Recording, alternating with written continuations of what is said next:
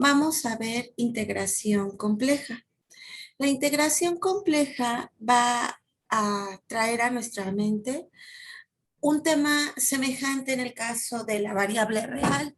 ¿Cuál es este tema semejante? Pues queremos realizar algo parecido a lo que realizábamos en el cálculo de una variable, es decir, encontrar algo parecido a lo que es el teorema fundamental. En variable compleja vamos a hablar principalmente de un tipo de integral que se le conoce como la integral de línea. Y haciendo una conexión entre lo que acabo de comentar, que es cálculo de una variable y variable compleja, pues vamos a recordar un poquito, ¿no?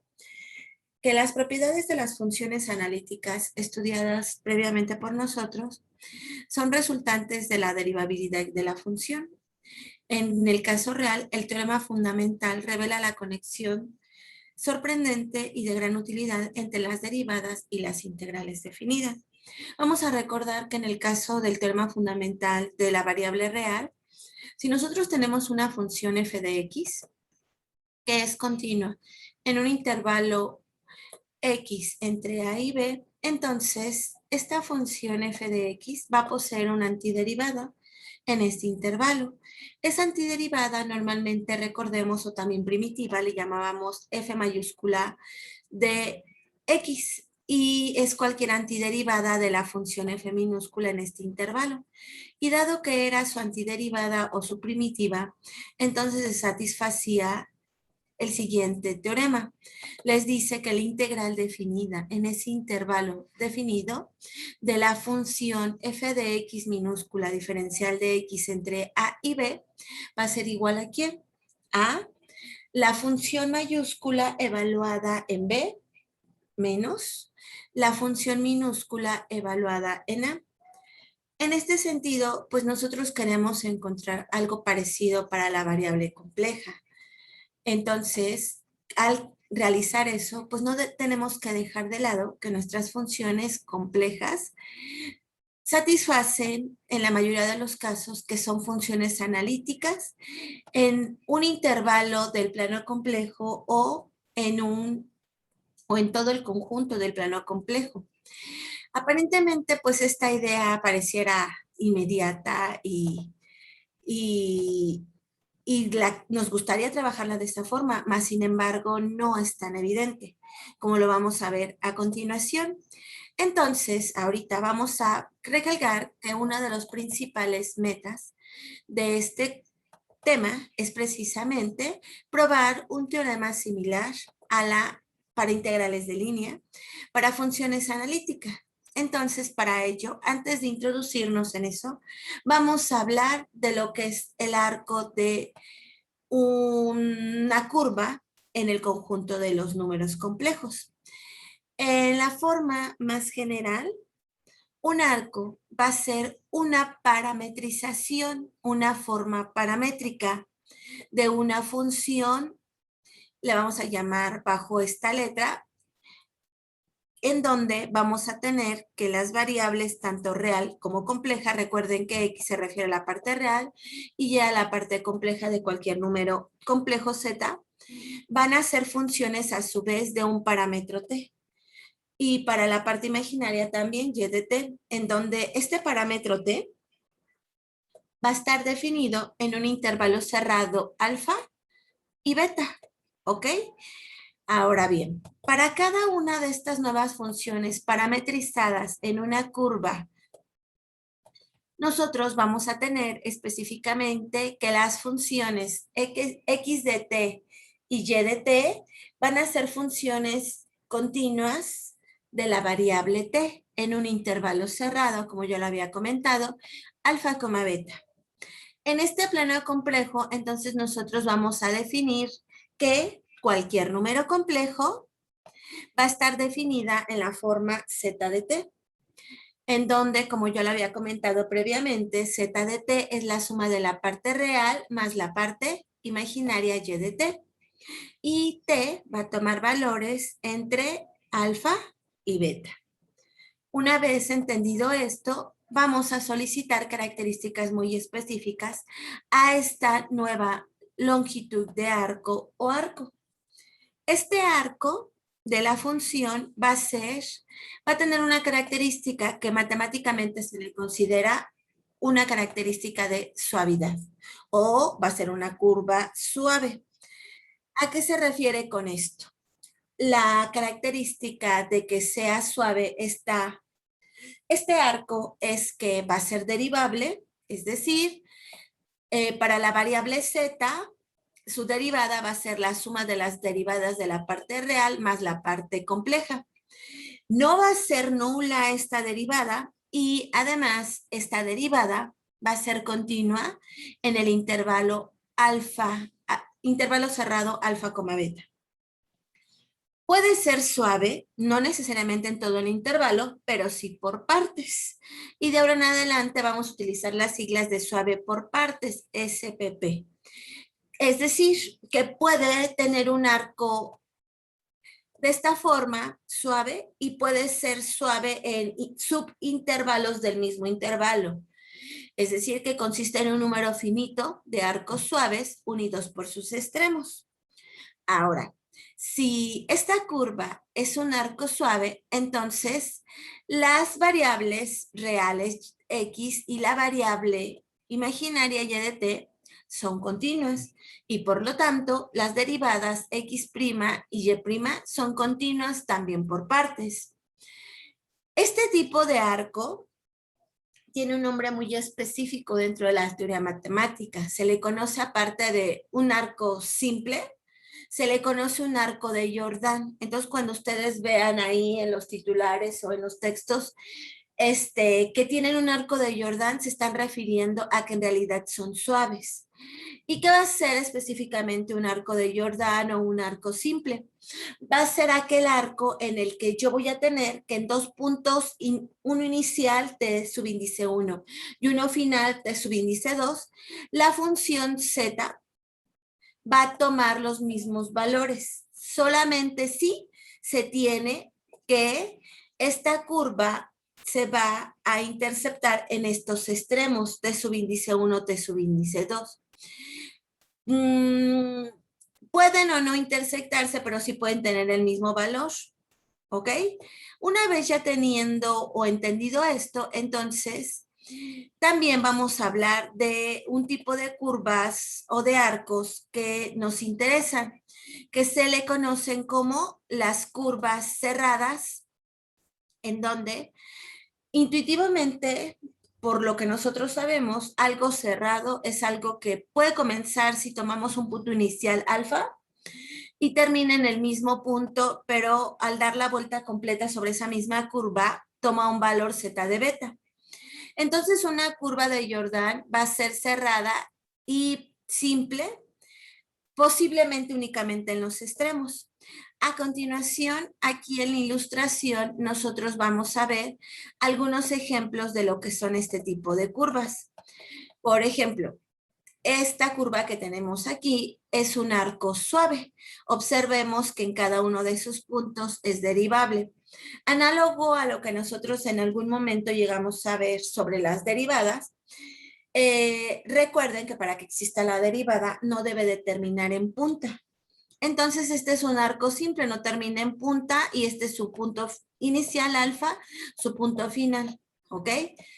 Ahora, una curva de Jordan, como habíamos visto, va a ser una curva que además de ser suave, va a empezar en el mismo punto, que es este, alfa, da la vuelta completa en el sentido contrario a las manecillas del reloj y llega a ese mismo punto que ahora llamamos beta. ¿Qué tenemos? Que z de alfa es igual a ¿quién? A z de beta, ¿ok? Y no hay intersecciones, por lo tanto, es una curva de Jordan y si hay intersecciones pueden ser únicamente en esta parte, pero no tan complicadas como las que vamos a ver a continuación. Si se dan cuenta, en las ilustraciones que tenemos aquí a mi mano izquierda, este no es un arco simple. ¿Por qué? Porque no se intersecta en los extremos, que llamaríamos, si quieren, este alfa y este beta, sino lo hacen en un punto intermedio y parecieran que tienen un nudo. Entonces este tipo de curva no es un arco simple. Es más complicado y por lo tanto ni se le considera simple y mucho menos curva de Jordan, ¿ok? Algo parecido sucede con esta figura que tengo a mi derecha. En este caso, nosotros observamos que esta curva es evidentemente cerrada. Empieza en este punto, si nos vamos en el sentido horario termina en este, pero resulta ser que tiene dos intersecciones. Por lo tanto, no se tiene una curva simple de Jordan. En este punto y en este punto, estas intersecciones ya no nos permite asegurar necesariamente que las derivadas en estos puntos sean diferentes. Dado que son iguales en este punto, pues la función sí puede ser continua, pero no podemos asegurar que la derivada existan en estos puntos de intersección y por lo tanto tampoco podemos asegurar que tengamos una propuesta para que se pueda construir algo parecido a lo que veíamos en el caso de la variable real. Entonces, para poder construir las integrales de línea y tener un teorema similar a lo que es el teorema fundamental del cálculo en el caso de las funciones complejas, pues vamos a tener que tomar en cuenta que es de suma importancia considerar las curvas. ¿Y qué curvas nos interesan? Las curvas de Jordan y los arcos simples. Los arcos simples, como ya lo habíamos visto previamente, nos indican que también nosotros podemos tener arcos simples por partes, ¿ok? Vamos a ver a qué nos referimos con las parametrizaciones. Y para ello, de esta teoría que estoy tomando del libro del Derry, vamos a observar lo siguiente. Voy a considerar una parametrización del inciso A que está definida como z de t igual a e a la i t, donde nuestro parámetro t varía en el intervalo de 0 a 2pi. Segunda parametrización. Tenemos una parametrización prima, z de t, que está definida como una función por partes, en donde el primer segmento de esta función está definido como 1 menos y veces 1 menos t, y el parámetro t en este segmento varía entre 0 y 1, y se comporta como 1 más t menos i en el segmento de menos 1 a 0. Muy bien. ¿Qué nos solicita el ejemplo? Pues esbozar los arcos dadas estas parametrizaciones. Ahora bien, para la solución, lo primero que realiza el autor es que es tomar esta parametrización z de t y derivar. ¿Cuánto vale su derivada? Nosotros sabemos que en variable compleja la derivada del exponencial es la misma exponencial por la derivada del argumento, en este caso respecto de la variable t. Su derivada vale i veces e a la i t. Y por lo que sabemos de las propiedades del exponencial, este va a ser diferente de 0 para cualquier valor de t que tome entre 0 y 2pi, incluyendo el 0. Por lo tanto, este arco, ¿de qué forma va a ser? Recordemos que para que sea una curva suave, tiene que ser derivable, pero además su derivada tiene que ser continua. Y esta función exponencial existe y es una función continua, por lo tanto, esta curva que se está proponiendo aquí es una curva suave. Por otro lado, tenemos que notar que el módulo de esta función, recuerden que hay una forma parecida, alternativa del exponencial, que es en términos de senos y cosenos, la voy a escribir a continuación, y de t también se puede ver como ¿quién? Como coseno de t más i veces seno de t, ¿ok?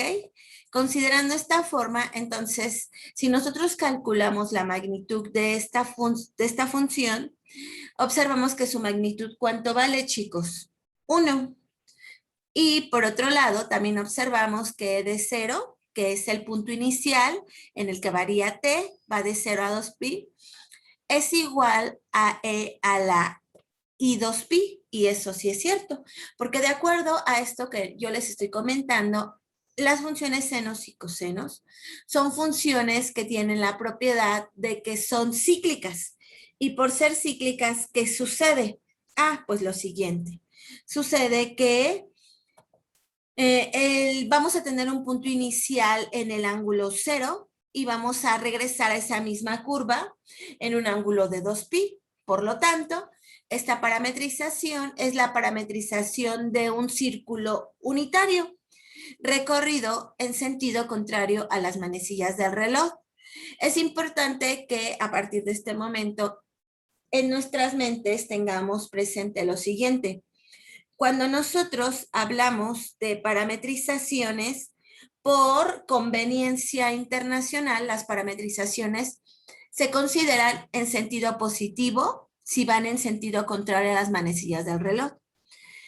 Este es para el inciso A y de hecho, como aquí lo comenta el autor, vamos a tener lo siguiente. Vamos a tener el esbozo de esa parametrización de esta forma.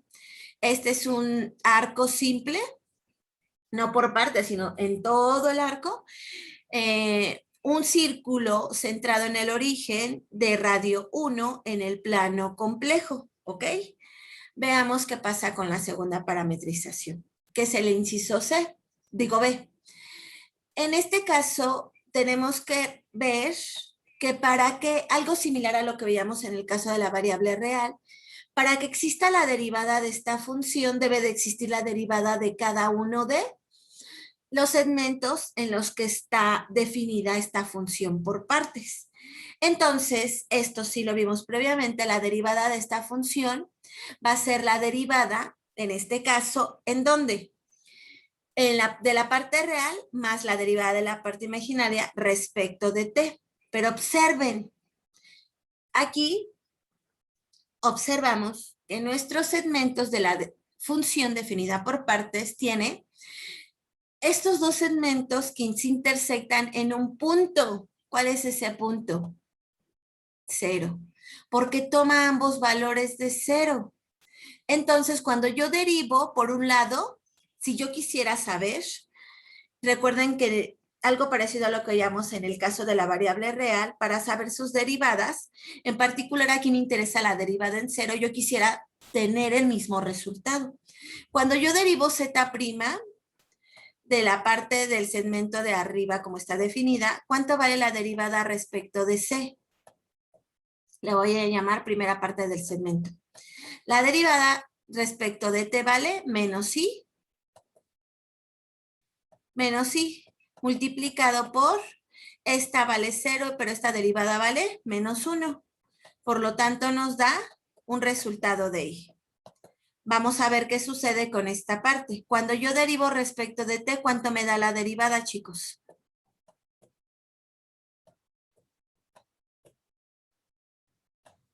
Repito la pregunta. ¿Cuánto vale la derivada de este segmento respecto de la variable t? 1, ¿no? 1. Entonces, ¿ustedes qué observan? Si yo evalúo cada una de estas derivadas específicamente en el punto 0, ¿estas derivadas son iguales?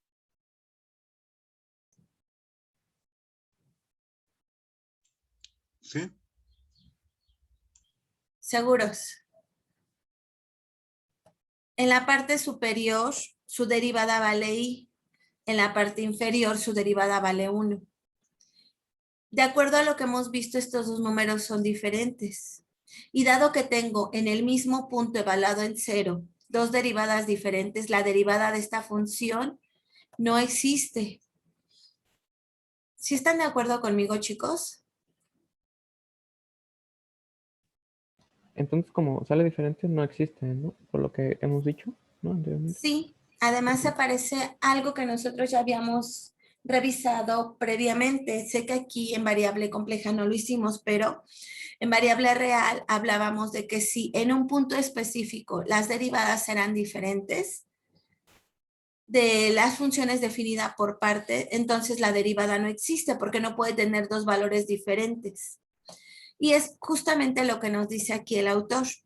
Para este arco, no es un arco suave, porque la derivada donde no está definida, en t igual a 0. Sin embargo, la función z de t es un arco suave, ¿en dónde?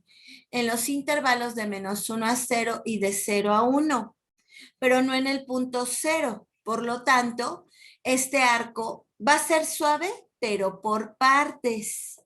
Entonces, aquí vamos a hacer la gráfica de esta función. Para realizar la gráfica de esta función, recuerden que t varía entre 0 y 1. Entonces toman valores entre 0 y 1 para definirla de esta forma y van a observar que esta es una recta, como la que estamos viendo aquí. A ver, la primera parte de 0 a 1. Para t igual a 0, ¿cuánto vale esta parte? Para t igual a 0. ¿Cuánto vale la función z de 0, chicos?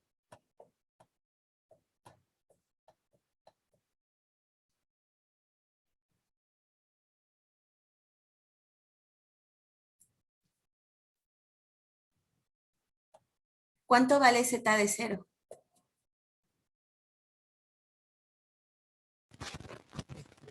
Podría ser, no podrían ser las dos también, porque Repito la pregunta para todos. ¿Cuánto vale z de 0 en este segmento?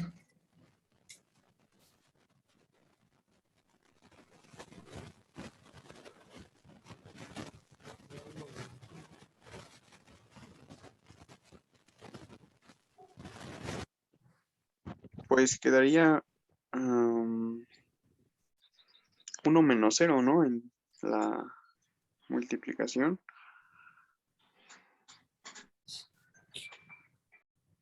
Muy bien, chicos. Z de 0, para este caso, es como si ustedes lo estuvieran evaluando en su forma normal. Es decir, para t igual a 0, yo sustituyo aquí el valor de 0. Entonces aquí que voy a tener 1 menos i veces, ¿quién? 1 menos 0, pero 1 menos 0 es 1 multiplicada por i. Aquí que voy a tener 1 menos i. ¿Ok? Este es para el caso z de 0. Vamos a ver qué pasa en el otro extremo. En el otro extremo, nosotros vamos a tener que t vale 1. Entonces, ¿cuánto vale z de 1?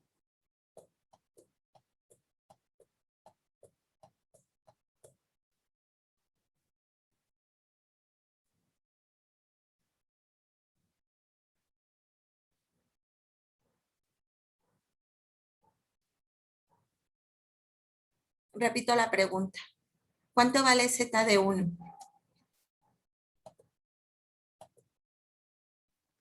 Lo mismo, ¿no?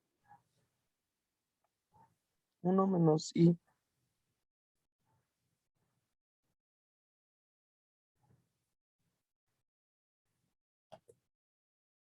La gráfica de esas curvas van a observar la siguiente representación. Esa recta en el plano complejo, real e imaginario, son estas rectas. ¿Ok? Estas rectas horizontal y vertical respectivamente, y esta es la curva prima. ¿Estamos de acuerdo, chicos? ¿Alguna duda hasta aquí de esto que estoy diciendo? Yo, bueno, no sé, disculpe, profesor, me sigue haciendo bastante ruido. O sea, entonces, la gamma prima y gamma no son la misma función, ¿no? Son dos funciones diferentes. Así es. Y antes para dar como una comparativa entre que la gama normal sí es suave y la gama prima no es suave aparte. Sí. ¿O es? Gamma Ok. es una función suave en todo el intervalo de su definición y gamma prima va a ser suave por partes. Esa es la conclusión correcta a la que usted llegó, César. Ok, entonces, entonces digamos, igual que las reales, si no es delibrable, no es integrable. O sea, y por eso mismo, digamos, en las partes en las que ya no es integrable, gamma prima no tiene integral, supongo. Sí va a tener probablemente integral, pero solamente en el intervalo donde está definida su derivada y es continuo. La derivada de esta función definida por partes donde va a existir en el intervalo de -1 sin tocar al 0 y en el intervalo de 0 a 1 sin tocar el 0. Por eso aquí, observe, Le dice, sin embargo, Z es un arco suave en los intervalos de -1 a 0 por separado y de 0 a 1. Y a eso recordemos que de acuerdo a lo que acabamos de revisar, es una función suave por partes. ¿Sí quedó ya más claro? Sí, ya más, sí, mucho, mucho. Muy bien, entonces vamos a ver algo importante. Las curvas de Jordan, que son las curvas que nos va a interesar y sobre las cuales van a estar definidas las integrales, se pueden también separar en un plano extendido en dos regiones simplemente conexas, que tienen a la curva como su frontera. ¿Ustedes recuerdan qué es conexidad, chicos? Fueron conceptos que vimos desde el principio del curso de cálculo, si mal no recuerdo. Es que se conectan. Yo puedo tener dos regiones que pueden o no conectarse. Por ejemplo, esta y esta. No son conexas, no se conectan de ninguna forma. Y aquí les dice que una curva de Jordan, si tiene dos regiones simplemente conexas, van a tener una curva que va a tener una conexión de las dos fronteras, por ejemplo, estas dos. Tengo estas dos regiones, región 1, región 2, y sí van a tener una curva conexa. ¿Cuál va a ser esa curva conexa? Este segmento en amarillo que estoy expresando va a ser la curva que los va a conectar. Recuerden que en matemáticas, como en cualquier área de las ciencias, las palabras suelen ser más sugerentes, pero de todos modos se les va a quedar que revisen conexidad matemáticamente.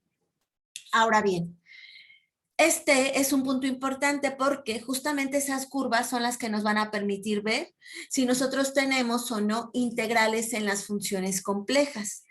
Muy bien. También vamos a recordar las siguientes definiciones. La región que contiene el punto al infinito se le llama exterior de la curva. La otra región se le llama interior. Exterior, interior.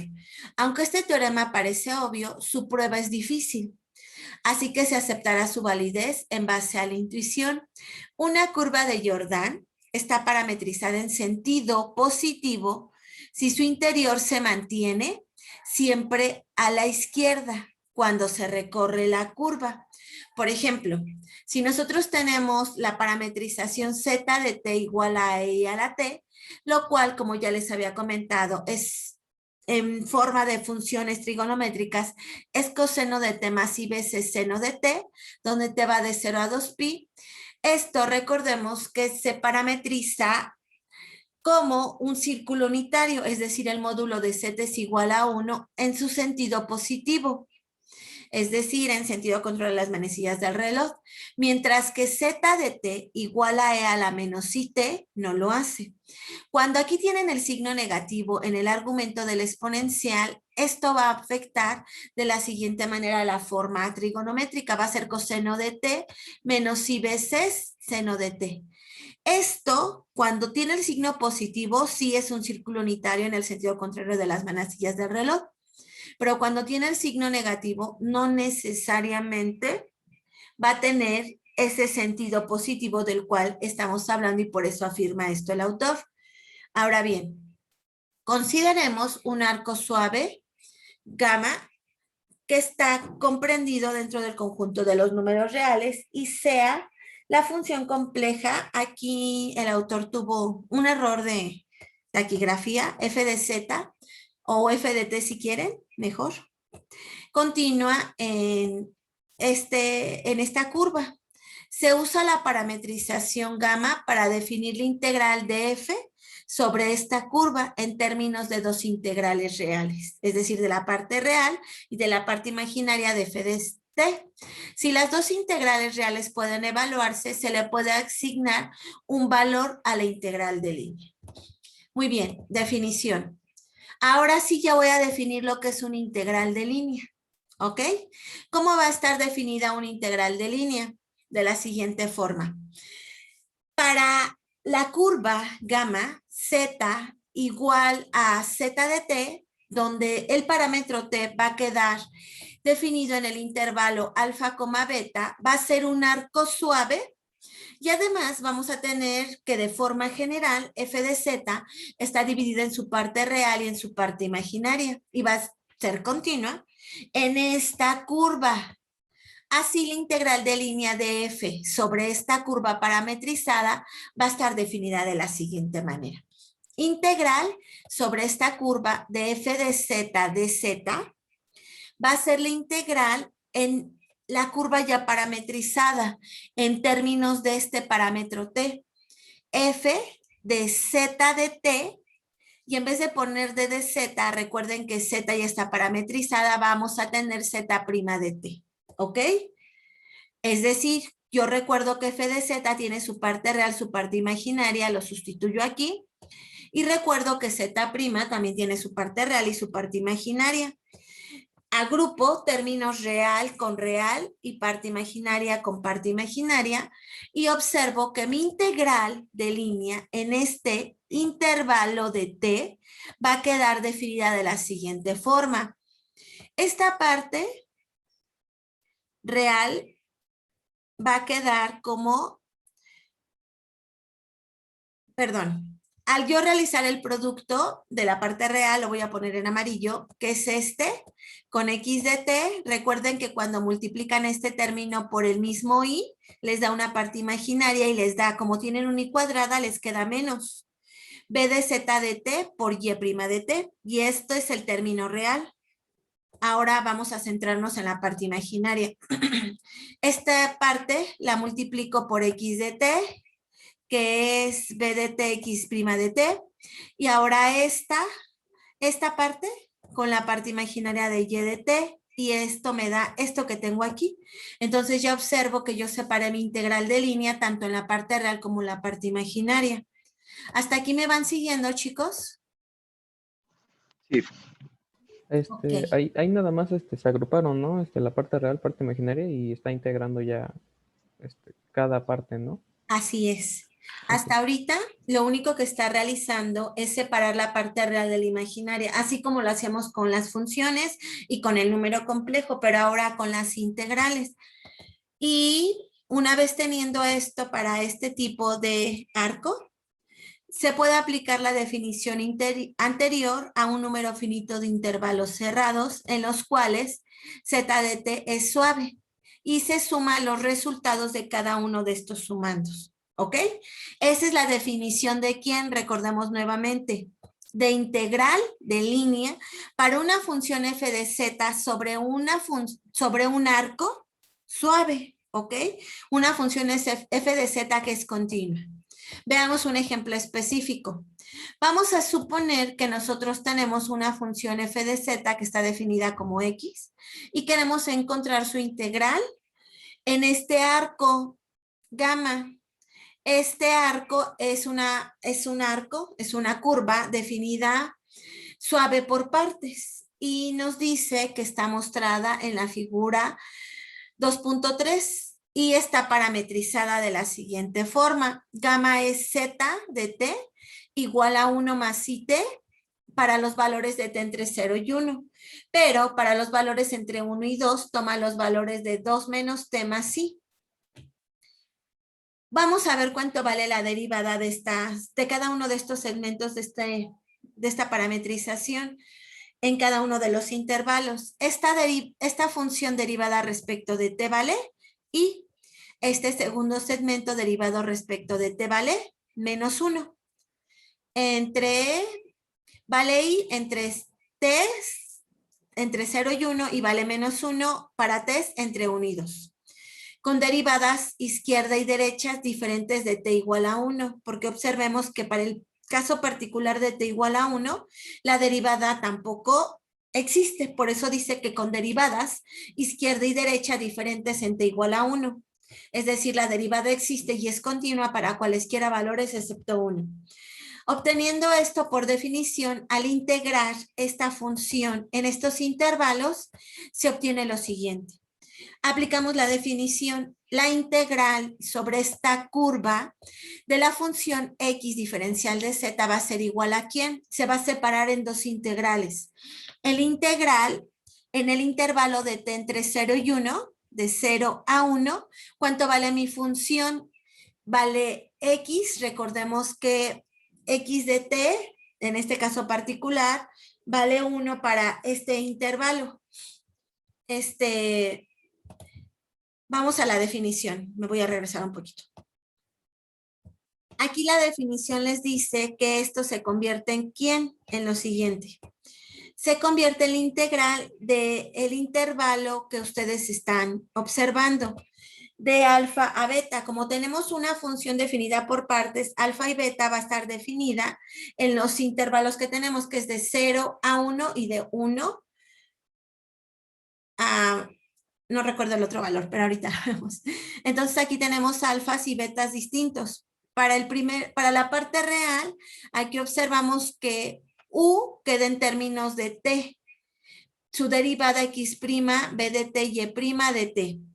Más y veces ponen el intervalo U, Z de T, Y' más B, Z de T, X' de T. Eso lo voy a aplicar aquí, ¿ok? En este caso en particular, dada esa parametrización, sustituyo. En este caso, X de T, ¿cuánto va a valer? Entre 0 y 1. X de T vale 1. Esta es su parte real. Esta es la parte real y esta es la parte imaginaria, es decir, X vale 1. Lo sustituyen aquí y le ponen ese valor y el diferencial de T. Después, en la parte del intervalo de 1 a 2, ¿qué van a hacer? Igual van a sustituir lo que es la función z de t, que es 2 menos t, multiplicado por ¿quién? Por z' de t. ¿Cuánto vale z' de t? Menos 1, diferencial de t. Aquí, recuerden que z es 1 más it, pero esto a su vez está multiplicado por z' de t. ¿Quién es z' de t? Y reducen aquí términos. Esto es igual a i menos i por i. ¿Cuánto les da, chicos? Menos 1. Por t, menos 1. Pero aquí, recuerden que, ok, sustituyen y aquí hay un, bueno, ahorita lo vemos. Ya teniendo esto, así como esto está reducido, ¿qué voy a realizar? Lo siguiente, la integral de esto respecto de t. Este i es una constante respecto de t, queda fuera de la integral, y la integral de t en el intervalo de 0 a 1, ¿cuánto vale? T. Chicos, en esta parte nos está costando trabajo. Pregunta para todos. ¿Qué voy a tener? Esta iba a ser una constante, la integral de esto respecto de t, evaluado de 0 a 1, multiplicado por i, más la integral de esto, al multiplicar término a término, aquí tenemos 2 por menos 1, 2 menos 2, entonces me queda la integral de menos 2 de t, menos 2 la integral de 1 a 2 de t, menos con menos me da más la integral de 1 a 2 de t de t. Aquí el autor se saltó muchísimos pasos. ¿Y esta integral cuánto vale? Bueno, vamos a evaluar primero este término. I de t va a ser i veces, evaluado en el límite superior va a ser 1, menos 0, 1, y me queda ahí. Para este término va a ser menos 2 veces. ¿Cuánto vale la integral de dt? En el intervalo de 1 a 2, dense cuenta que son integrales de variable real y esas sí las conocemos. Entonces, esta integral vale t, evaluado de 1 a 2. Y el segundo sumando, que es cuando yo integro t de t, me va a dar ¿cuánto? T cuadrada sobre 2, evaluado de 1 a 2. Y este integral, entonces, ¿cuánto vale? I menos, cuando yo evalúo a t de 2 a 1, recuerden que es límite superior 2, menos 1 me da 1 y me queda 1, más 1/2 del límite superior, t cuadrada es 4, menos 1, 3, por lo que tengo 3 medios. Entonces, un entero menos 1 más 3 medios, ¿cuánto les da esto, chicos?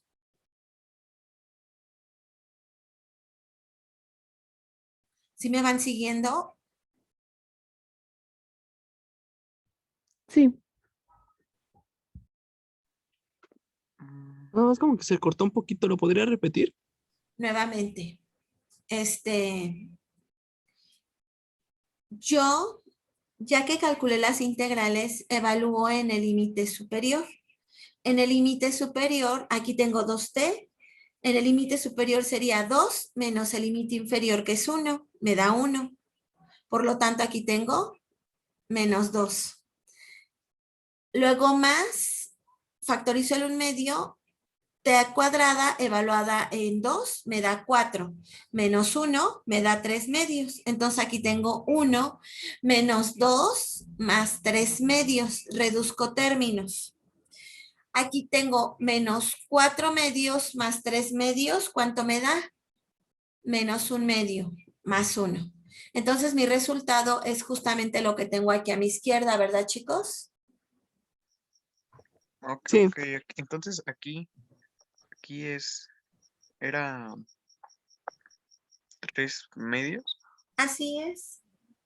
Ah, ok. Sí, como que lo veo raro. Ah, ya entendí, ya entendí, ya entendí. Gracias. Muy bien, chicos.